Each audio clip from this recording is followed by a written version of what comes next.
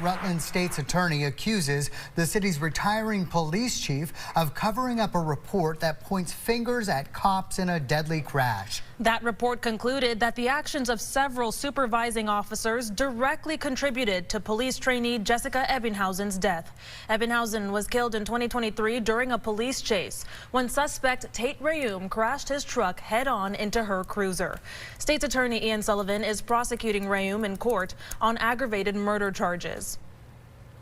After the crash, Sullivan says the former city attorney promised the city would keep his office, quote, in the loop about the internal investigation conducted by retired Commander Samson Delfa. But today, in a letter we obtained within the last few hours, Sullivan accuses Delfa and Chief Brian Kilcullen of withholding that information.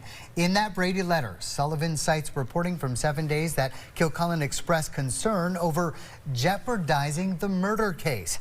Sullivan concluded that Kilcullen suppressed the report in an attempt to shape Rayum's trial.